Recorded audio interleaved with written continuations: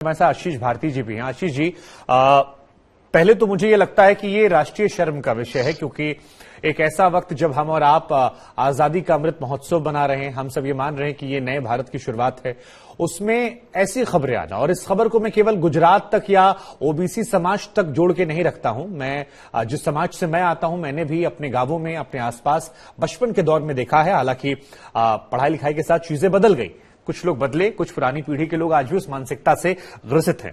लेकिन आपको क्या लगता है कि ये जो मामला है ये क्यों है, और अभिभावकों के जरिए उनके बच्चों को, क्योंकि हमने देखा है हमसे पिछली पीढ़ी ऐसा करती है, लेकिन हमारी पीढ़ी के लोग आगे आने वाली पीढ़ी के मन में ये बात डाल रहे हैं, ये थोड़ा मेरे लिए समझना मुश्किल है। आप इस विषय को कैसे देख रहे हैं?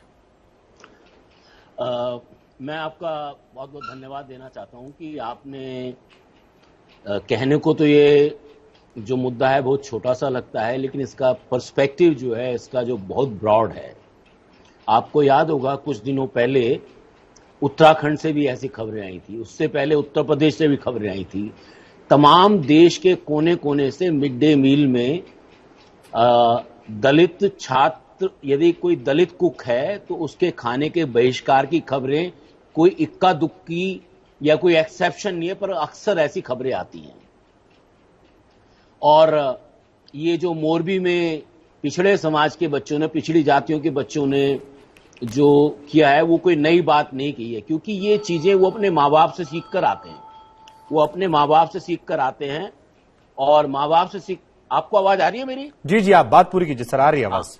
जी, तो ये अपने, क्योंकि हमारे परिवारों का जो ढांचा है, देश अमृत महोत्सव बना रहा है, लेकिन हमारे परिवारों का ढांचा अभी भी जहर से भरा है। जाति का जहर अभी भी हमारे परिवारों के ढांचे में भरा है। तो जब तक हम अपने परिवार में जहर के ढांचे को खत्म नहीं करेंगे, तो बच्चों के दिमाग में वो जाएगा ही जाएगा। तो इसलिए मैं समझता हूं कि, और ये बड़ा मतलब कि एक प्रगतिशील देश को दुनिया में जो अपना नाम बनाना चाहता है, जो दुनिया में का विश्व गुरु बनना चाहता है, ऐसे देश में अगर परिवार अपने बच्चों को जाति से मुक्ति नहीं दिला सकता, तो समाज को जाति से मुक्ति कैसे दिलाए? नहीं, लेकिन फिर अजीत सर, मेरे मन में एक सवाल आता है कि जैसे हम लोग दिल्ली नोएडा में रहते हैं, मैं एक व्यक्तिगत तौर पर सवाल पूछूंगा, या गोपी अहमदाबाद में रहती हैं, यहां पर जब हमारे यहां कोई मेड काम करने आती है, मैं क्योंकि ये खाना बनाने वाले की बात है, मैं इसलिए उसी तबके को जोड़ते हुए ये सवाल पूछ रहा हूं, तो हम ये नहीं पूछते कि आप किस जात से, कम से कम मैंने अपने आसपास नहीं देखा। हम रेस्टोरेंट में खाना खाने जाते हैं, वहां हम नहीं पूछते हैं। हमें खून चढ़वाना होता है, हम वहां पर नहीं पूछते भाई ये खून कहां से आया है। शॉपिंग करने आते हैं, वहां नहीं पूछते हैं।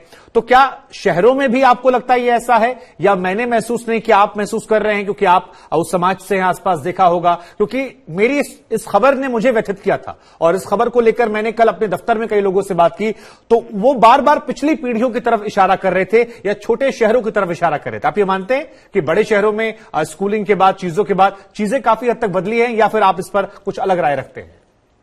देखिए, हमको ये समझना है, मैं आपको दिल्ली और नोएडा, उन शहरों का ही थोड़ा सा एक तस्वीर आपको दिखाने की कोशिश करता हूं। आपके घर में मेड काम करने आती होगी, आपने उसकी जाति नहीं पूछी, बिरादरी नहीं पूछी, लेकिन उसके प्रति मेरे या आपके घर के लोगों का क्या व्यवहार है? उसकी चप्पलें बाहर होंगी, उसके कपड़े, केवल वो सफाई का काम करेगी या जो भी काम करेगी, लेकिन बाकी उसकी चीजें बहुत अलग रखी जाती हैं।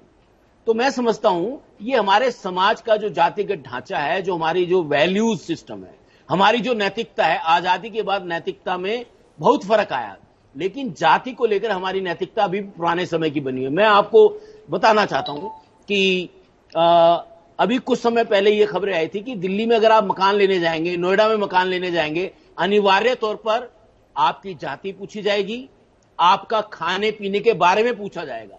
तो ये हमारे समाज की सच्चाई, और इसे हमें स्वीकार करना चाहिए। लेकिन मैं एक बात जरूर आपके सामने, आपने ये बात उठाई, मैं दरखास्त करना चाहता हूं कि अब ये वक्त आ गया है, क्योंकि ये चूंकि घटनाएं, जो बच्चे, स्कूल के बच्चे लगातार अपने साथी बच्चों के साथ भेदभाव कर रहे हैं, ये बातें अब कोई अनोखी नहीं होगी, बार बार हो रही है।